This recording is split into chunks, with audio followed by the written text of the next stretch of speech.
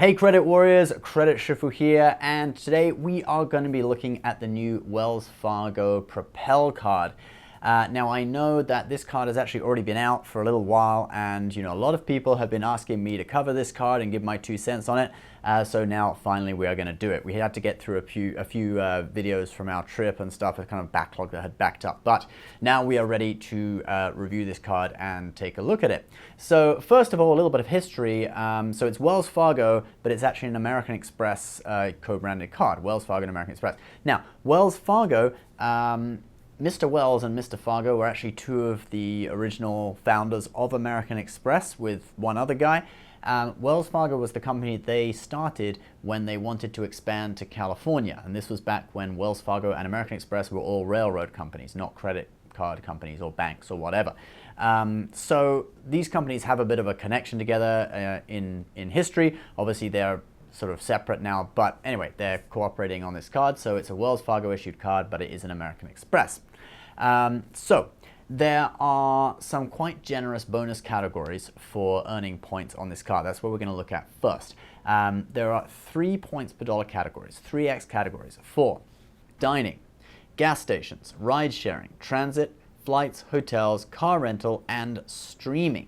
So that is quite a generous group of categories. Obviously, it's going to be covering most of the sort of high ticket items that you're going to be spending each year, like plane tickets, etc. A lot of cards are covering ride sharing now, which is an ever more popular category with millennials, even though I hate millennials. And well, I'm a millennial myself, but whatever, I hate the term. And also then you've got that streaming category, and in case you're wondering, the streaming services you can use are Apple Music, Hulu, Netflix, Pandora, Sirius XM, and Spotify Premium. Now, I myself subscribe to at least 2 of those. I have Netflix and I have Sirius XM. I listen to Fox Business every morning in the car. Gotta love Stuart Varney.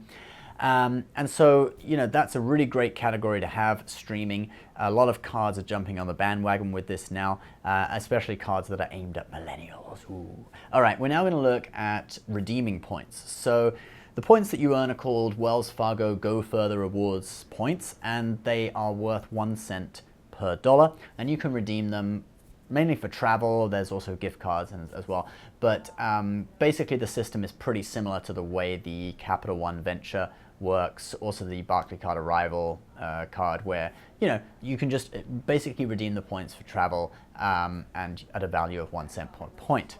Now, there is a little bit of a hack though with this to get some extra value out of it. So if you have the Wells Fargo Visa Signature card, that's this card, you get a better redemption ratio.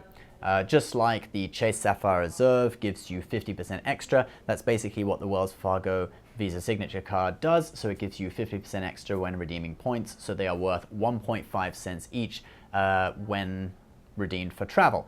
And you can transfer points from the Wells Fargo Propel card over to the Wells Fargo Visa Signature card. And in case you're wondering, the Wells Fargo Visa Signature card is also a no annual fee card. Both of these cards have no annual fee. There's one more thing as well, which is quite cool, which is that if you spend over $50,000 per year on the Wells Fargo Visa Signature card, probably not many people will do this, but if you do it, you actually get a redemption value on your points of 1.75 cents a piece. So that 3x earning category, I've done the math here, it actually becomes 5.25 cents per dollar in value that you'll be earning if you've transferred over to the Wells Fargo Visa Signature card and you're getting the 1.75 cents a piece. Otherwise, it's just 1.5 cents a piece. So it's a similar system, to the Chase Freedom and Sapphire Preferred or Sapphire Reserve, transferable points, transferring over to get better value. Earning, better earning on one card, better redemption values on the other card. Now let's look at the sign-up bonus on the Wells Fargo Propel card, and it's actually a historically high sign-up bonus for this card, which is 30,000 points. That would be a value of $300 if you are just redeeming it for the basic value, or if you can transfer over to the Visa Signature, the Wells Fargo Visa Signature card, you're then going to be getting $450 in value out of it if you book travel through that card. And this sign-up bonus, you have to spend $3,000 in the first 3 months to get it. Now, it really is a high sign-up bonus. If you compare that with other cards, Chase Freedom, $150 sign-up bonus, the Quicksilver, Capital One Quicksilver, at the moment we have a link on our website for a $200 sign-up bonus, better than the public offer, by the way. And those are all no annual fee cards. So to get a sign-up bonus, which is worth between $300 and $450, depending on how you use it, from a no annual fee card really is quite something. So, you know, they may take that sign-up bonus down. It may just be for the relaunch of this card, but it's a great sign-up bonus. Get it while you can. I now want to take a look at one of the quite useful benefits of this card, and that is the fact that it provides cell phone protection. So like an insurance for theft or damage of a cell phone, and it's insured up to $600. So sorry, iPhone X users, it won't quite cover your iPhone X, but most, you know, smartphones around 600 bucks, it'll cover you for that.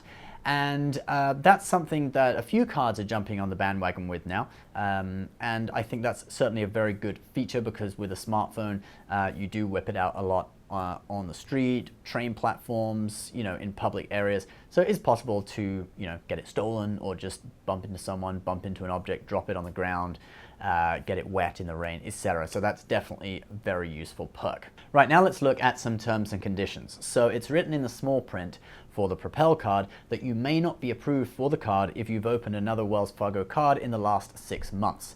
Now obviously it says may, so it's not set in stone. So really good customers of Wells Fargo who have a lot of money with them, you know, that may be waived, especially if you can just directly talk to a banker about it. But for most people, probably the rule stands that you can't open 2 cards within 6 months, okay?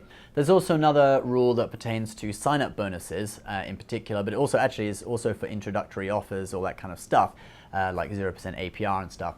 So if you have had a sign-up bonus or an introductory APR, whatever, in the last 15 months, for an account that's been opened in the last 15 months with Wells Fargo, you may not be eligible for a sign-up bonus or an introductory offer on another card. So basically it's one sign-up bonus every 15 months. Now that kind of affects you if you want to combine the Propel card with the Visa Signature card. First of all, you can't open both of them within 6 months, so you'd have to open one then wait 6 months for the other, and you can't get sign-up bonuses on both of them within 15 months. So we've talked about the Propel sign-up bonus. Just quickly, the Visa Signature card sign-up bonus is a 5x category on groceries, actually I've got it here, groceries, gas and drugstores on $12,500 worth of spending in the first, I believe it's 6 months, yes, in the first 6 months of card opening. So that's potentially quite an exciting sign-up bonus. 12,000 times that by 5, we're talking like 65,000 points or something like that up for grabs. Not quite sure, I'll put the number on screen. But anyway, if you want to get both sign-up bonuses, well, you can't do that within 15 months. So there's a consideration. So if you do want to use this 2-card system and you're able to get past that 6-month rule, but you're going to be opening 2 cards within 15 months, you probably won't get the sign-up bonus on one of them. If you need to choose one to get the sign-up bonus on, I would say go with the Visa Signature, because potentially that sign-up bonus is worth 62,500 points, okay, if you maximize it on the full 12,500 worth of spending. So those are the terms and conditions out the way, and then just lastly we'll talk about who this card is competing with and who it's aimed at. So I would say this card's competitors, the Propel card's competitors, the Uber credit card springs to mind. Okay, so that's the only no annual fee credit card off the top of my head that offers the $600 cell phone protection. The Uber credit card also has a category, a bonus category for streaming and for dining, and it has, you know, earning on dining and obviously on rideshare. So you've got similar bonus categories there. So you can kind of see that these cards are aimed at a similar crowd.